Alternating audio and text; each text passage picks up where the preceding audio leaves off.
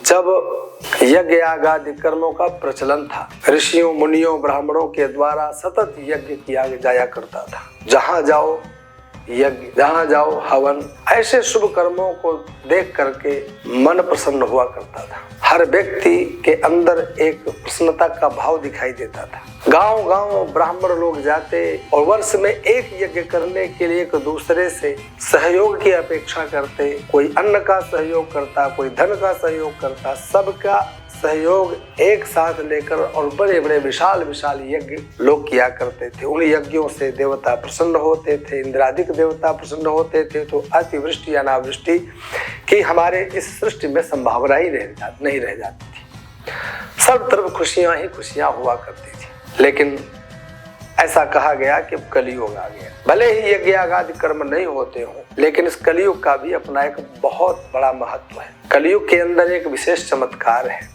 कलियुग में कुछ ऐसी बातें थी जिसके कारण राजा परीक्षित ने इसे जीवन दान दिया था। भले ही कितना ही बुरा व्यक्ति हो, कितने ही अवगुण दुर्गुण उसके अंदर भरे हों, पर कुछ विशेषता तो हर व्यक्ति में होती है। उसी प्रकार कलियुग के अंदर भी एक बहुत बड़ी विशेषता थी और उसको भागवत में रामचरितमानस में स्पष्ट लिखा गया कि यत् फलम नास्ति तपसा न योगेन समाधि तत्फलम लभते सम्यक कलौ केशव कीर्तनात्। इस कलियुग में बहुत बड़ा महत्व है और इस श्लोक का संदर्भ, इस श्लोक का अर्थ आप देखिए। इस श्लोक का अर्थ तो गोस्वामी जी महाराज करते हुए दिखाई देते हैं कि कलियुग केवल नाम आधारा, सुमिरी सुमिरी नर उतर ही पारा।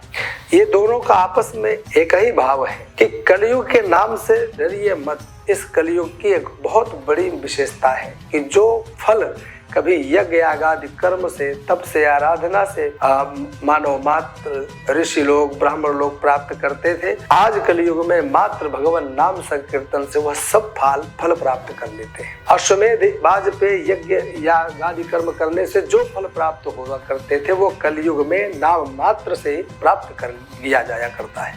यह कलियुग की अपनी एक विशेषता है।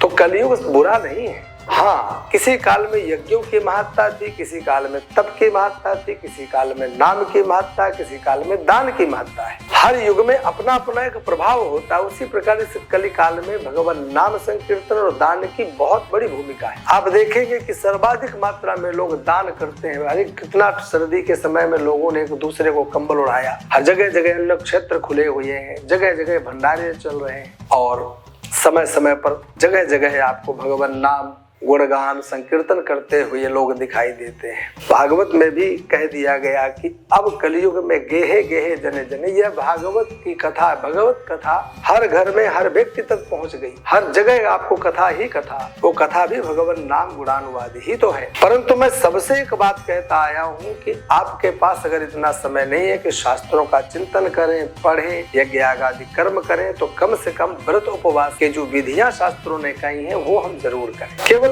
ये निवेदन मेरा, हम यज्ञ नहीं कर पाए, हम कथा भी नहीं करा पाए, हम कथा सुन भी नहीं पाए, हमारे पास समय नहीं है, तो वर्ष में आने वाली जितनी पुण्यतिथियां होती हैं उनका व्रत करें, उनका अनुष्ठान करें, उनमें भगवान नाम संकीर्तन करें, नाम जप करें, भगवान को प्रसन्न करें। अब आप कहेंगे कि मेरे पास तो इतना भी समय नहीं है, तो फिर मेरा एक निवेदन आप लोगों से है और आपको मानना पड़ेगा कि महीने में आने वाली जो 2 एकादशियां होती वो 15-15 दिन की एकादशियों का व्रत, तो आप ऐसा कौन व्यक्ति है जो 15 दिन में एक बार भूखा नहीं रह सकता? उस दिन उपवास करने का संकल्प तो करिए। यह तिथि स्वास्थ्यवर्धक तिथि भी है और आपके लिए उत्तम फलदायक तिथि भी है। इससे अपवर्ग की प्राप्ति भी है और इससे आपके सांसारिक सुख संसाधनों की भी प्राप्ति हो। पारमार्थिक दृष्टि से ये तिथि जहाँ महत्वपूर्ण है, वहीं आपके स्वास्थ्य अनुकूल रहे, इसके लिए भी यह एकादशी अपने आप में बहुत महत्वपूर्ण होती है। आप लोग अब तक अगर एकादशी का व्रत नहीं रहे हैं तो आज संकल्प करें, अब से संकल्प करें कि 15 दिन में आने वाली